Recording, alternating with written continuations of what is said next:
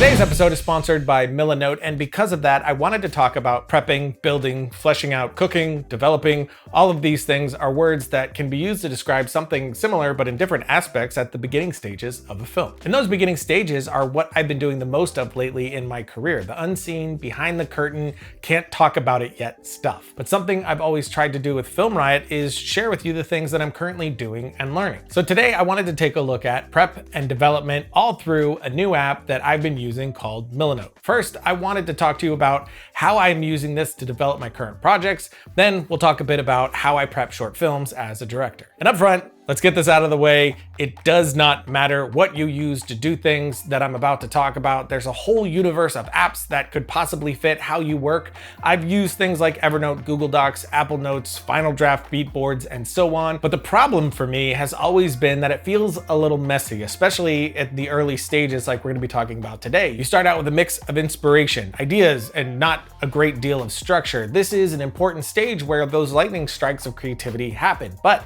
I found myself jumping around to different platforms trying to find my method of developing that wasn't too chaotic. Over the past few months though, I've been shifting over to Milanote. It's a little bit different than traditional software. It's more like working on a wall of a creative studio, allowing you to gather inspiration, create storyboards, and plan things like shooting schedules and gear lists all in one place. And I've actually shifted all my development of 3 features and 2 large projects to Millinote. The workflow it allows just fits me really well. And if I would have known about this before, I definitely would have used it for There Comes a Knocking with writing the feature and prepping the short film. But let's jump in so I can show you Millinote and how I prep. Starting at the beginning, which starts with a concept or a seed of an idea that excites you. Sometimes for me, it's an idea that sparks while watching something, talking to someone, or maybe a theme you want to explore. Several times for me lately, it has come from something that exists that I recently learned about or heard more of. Of course, I can't say specifically what those are yet. So for now, let's say it was the Devil's Triangle, which is something that I've always been interested in, but there's already movies in development for that, so you know. But let's say it was a topic that I wanted to explore. The first step for me is always research. That means gathering everything useful. So in Millinote, I'll create a new board for this idea inside of my dev boards. So up top, I have my Film Riot boards and my film boards, and in film, I have my in the works boards. This is everything that I'm actively working on right now, and my idea dev. This There Comes a Knocking one I made for this video, so we'll ignore that for now. Inside of idea dev, I have all the ideas I'm currently excited about and actively working on in one way or another. So as you can see already, boards are somewhat like folders where you can tree things out to be more organized. But in here, I also have boards organized into columns, concepts, and treatments. Everything in the concept column is what I'm gathering research for. These are ideas I'm excited about, but they aren't ready to be built into a story just yet. So again, let's say the Devil's Triangle was something that perked my interest lately. I'm feeling like there's something there that I want to explore. So now I'm going to jump into my idea dev and create a new board and drop that into concepts since I'm just getting started. But inside of this board, the first thing I'm going to create is my research board. And this is where I will compile all the links of the things that I want to come back to, read, watch, or listen to later.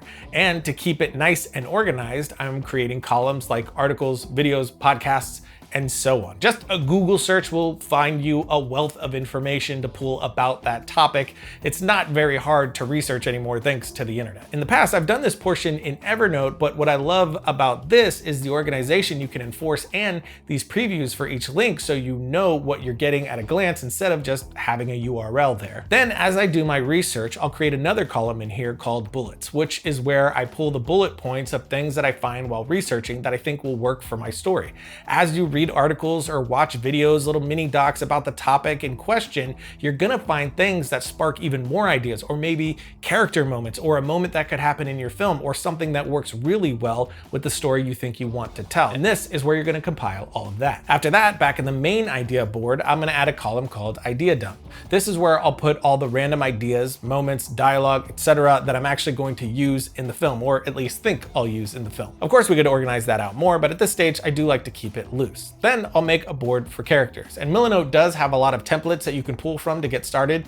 I don't often use them because I do like to create my own structure, but it's a great starting point if you need that, including this character profile. But once I have all of that built out to the point where my ideas are sparking and I'm ready to start developing it fully, I'll move it from the concept column to my treatments column. And back inside of my Devil's Triangle board, I'll create a new board called Beats. Again, once I go into a blank board, possible templates pop up that I could use. One one of which is a beat sheet. And this is based off the Blake Snyder beat sheet that Ricky Staub and I talked about in our How to Write episode. So if this is a structure that works for you, you could start with that template, and they have all kinds of columns built out for you to get started. And like I said in that writing episode, I am a fan of building out my beats and mile markers, so I usually build out something similar to what you see here. And what I love about these columns is that it lets you swap things around very easily, since every idea is a note. So say I make a few beats here, all by adding new notes, with each new note being a beat in the story. Now I could swap around where those beats go very simply, just like a digital idea wall. Another thing that's really great at this stage is the app they have for your phone, which is perfect for my 2 a.m. random idea moments, since you open the app and toss it in there,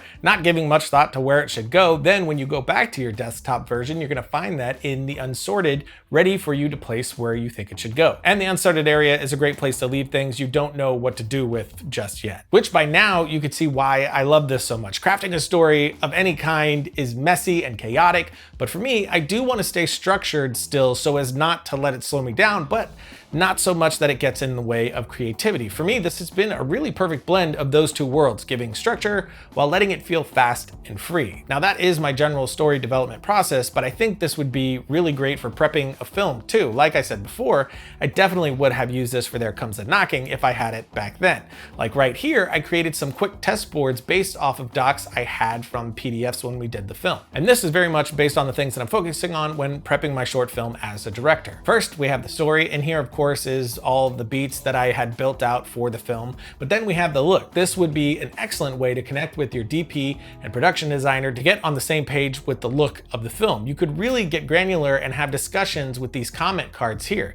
The people you invite to this board could reply to your notes and you back to them. And you can also click on the images to size them up and see in detail. This is a great way to get images that'll dial down into even story moments and why each story moment should look the way that it looks, down into the psychology of what you want your audience to be feeling. And this is the stuff that's really going to shape that experience. For all of this, I'm just pulling frames from films, paintings, or boards that I might have that do deliver that vibe that I'm looking for, using all of this to make sure my team and I are speaking that same film language. Then I had some docs on the door that I could again share with my production designer. It's a pivotal part of the film, so getting on the same page with that was incredibly important as well. Making sure those props or elements that are important to the story fit the story is vital in landing the experience you hope to give to your audience. And what I landed on was very much birthed from that research I did before. Then you can have boards for your general props and wardrobe is another extremely important place to convey the ideas that you want for your story to your audience. I love diving into simple things that will help convey the ideas that I want about the character. Like in the beginning of There Comes the Knocking, we lean toward Emma wearing darker colors to convey that grieving period that she's currently in.